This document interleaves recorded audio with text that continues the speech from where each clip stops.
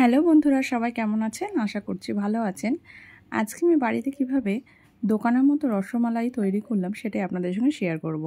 এখানে আছে 1.5 কেজি দুধ, তারই আমি ছানা কাটিয়ে নিয়েছি ভিনিগার দিয়ে। তারপরে ভালোভাবে ছেঁকে নেব, ছানাটাকে আলাদা করে নেব। ভালোভাবে হাতার সাহায্যে চেপে চেপে জলটাকে ঝরিয়ে নেব। আর একটা শুকনো পরিষ্কার সাদা ন্যাকড়ার মধ্যে ছানাটাকে রেখে ভালোভাবে জল ঝরিয়ে নেব। রসমালাই বানাতে আমি গরুর দুধ ব্যবহার করছি, আপনারা চাইলে মার্কেটের দুধও ব্যবহার করতে পারেন। তারপরে আমি ভালোভাবে এই জল ঝরিয়ে ছানাটাকে ভালোভাবে মেখে নেব হাতের সাহায্যে। 5 থেকে 7 মিনিট এইভাবে মাখার পরে দেখতে পাবেন আস্তে আস্তে থালার থেকে ছানাটা খুব সুন্দরভাবে উঠে আসছে এবং হাতেও লেগে থাকছে না, থালায়ও লেগে থাকছে না। তার মানে বুঝতে হবে রসমালাই বানানোর জন্য ছানাটা একদম রেডি হয়ে গেছে। তারপরে ছোট ছোট লেচির মতো করে নেব। রসমালাই আপনারা যে সাইজের করবেন, রসমালাই তো ছোটই হয়, আমি একদম ছোট ছোট করে নিচ্ছি লেচিগুলো এইভাবে। আর হাতে একটুখানি ঘি মাখিয়ে নিয়েছি। ঠিক এইভাবেই আমি লেচিগুলোকে করে নেব। আর এইভাবে বাড়িতে বানিয়ে একবার খেয়ে দেখতে পারেন, বাড়ির বাচ্চারাও কিন্তু অনেক পছন্দ করবে।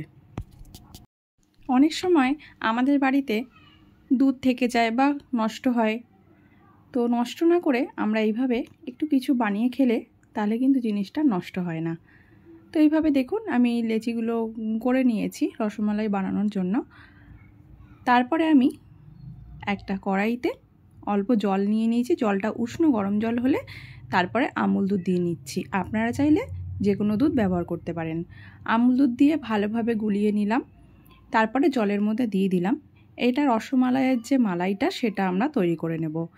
এর মধ্যে দিয়ে দেব এলাচ আর তেজপাতা আর পরিমাণ মতো চিনি দিয়ে ভালোভাবে নাড়িয়ে এই দুধটাকে ভালোভাবে জাল দিয়ে নেব। আমার ঠিক যতটা আমি মিষ্টি পছন্দ করি ঠিক ততটাই আমি চিনি ব্যবহার করেছি, আপনারা আপনাদের পছন্দের মতো ব্যবহার করবেন। ভিডিওটা যারা এখনও কন্টিনিউ করছেন অবশ্যই কমেন্ট বক্সে জানাবেন। আর নতুন হয়ে থাকলে আমার পেজটি ফলো করবেন। ইউটিউব থেকে দেখলে সাবস্ক্রাইব করে পাশে থাকবেন। আমি ছোটো বাটির 1 বাটি চিনি নিয়ে নিয়েছি আর সঙ্গে দেব 2 বাটি জল। আমরা একটা শিরা রেডি করব। তো শিরাটা খুব বেশি আঠালো হবে না, মোটামুটি আঠালো হবে একটু, তবে একটু পাতলা হবে। এদিকে যে মালাইয়ের দুধটা আমি রেডি করছিলাম সেটা রেডি হয়ে গেছে দেখুন। তারপরে অল্প কেশর, এটা চাইলে আপনারা একদম শেষেও দিতে পারেন।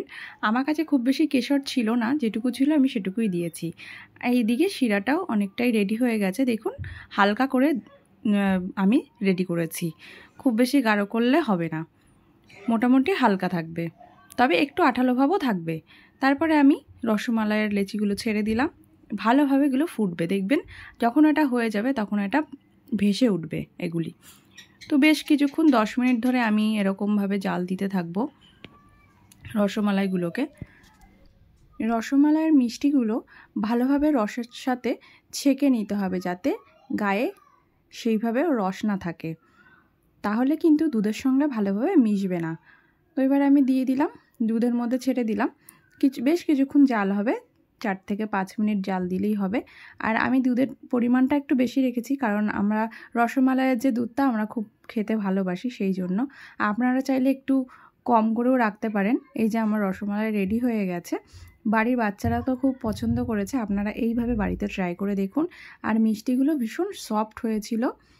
দুধটা একটু হালকা রেখেছি আমি, কারণ আমরা এইভাবেই পছন্দ করি, সেই কারণে। আপনাদের কেমন লাগলো অবশ্যই কমেন্ট বক্সে জানাবেন। আবার দেখা হবে আপনাদের সাথে নেক্সট ভিডিওতে।